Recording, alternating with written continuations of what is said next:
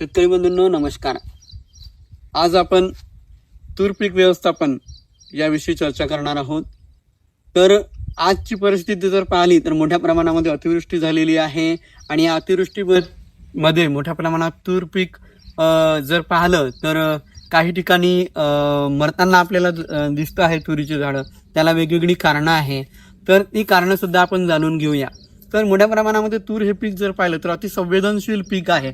या पिकामध्ये जर आपण पाहिलं तर अति पाणी जर झालं मोठ्या प्रमाणात तर त्या ठिकाणी जास्त पाण्यामुळे सुद्धा तूर मरू शकते। त्याचसोबत जर आपण पाहिलं तर तूर पिकामध्ये फ्युजेरियम नावाची बुरशी जी आहे ती त्या ठिकाणी जर फ्युजेरियम नावाच्या बुरशीचा जर प्रादुर्भाव झाला तर त्या ठिकाणी सुद्धा तूर मरू शकते।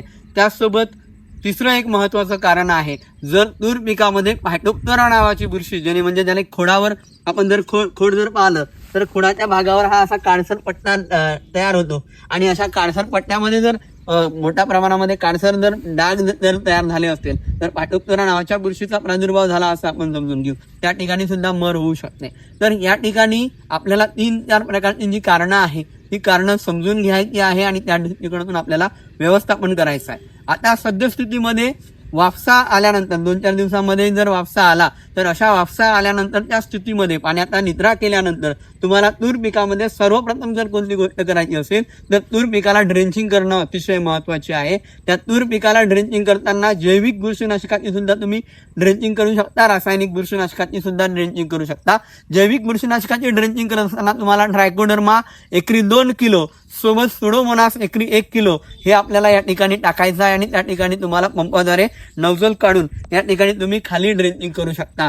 त्याचबरोबर फायटोप्थोरा नावाच्या बुरशीचा प्रादुर्भाव जर तुम्हाला तुमच्या पिकामध्ये जर जाणवत असेल तर तुम्हाला सगळ्यात पहिल्यांदा काय करणं गरजेचं आहे तर तुरीच्या पिकाच्या खोडावर तुम्हाला फवारणी करणं गरजेचं आहे। खोडावर जर तुम्ही फवारणी करत असाल तर त्या खोडावर फवारणी करताना रिडोमिल गोल्ड हे जे बुरशीनाशक आहे हे बुरशीनाशक जे आहे प्रति पंप 15 लिटरच्या पंपाला 30 ग्रॅम या प्रमाणात तुम्हाला त्या ठिकाणी फवारणी करणं गरजेचं आहे।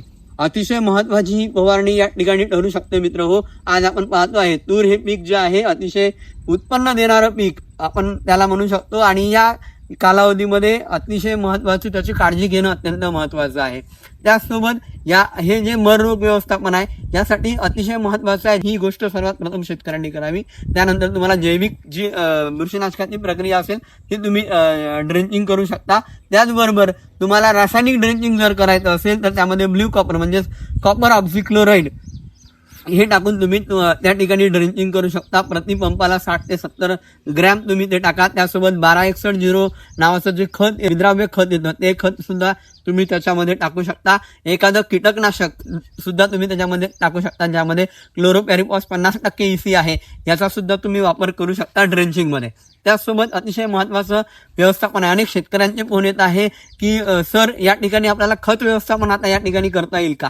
तर मी शेतकऱ्यांना सांगू इच्छितो जर तुमच्या पिकामध्ये जर वाफसा कंडिशन तयार झाली असेल तर नक्की खत व्यवस्थापन करा। खत व्यवस्थापनामध्ये एकरी 20 ते 30 किलो खत तुम्हाला टाकायचं आहे।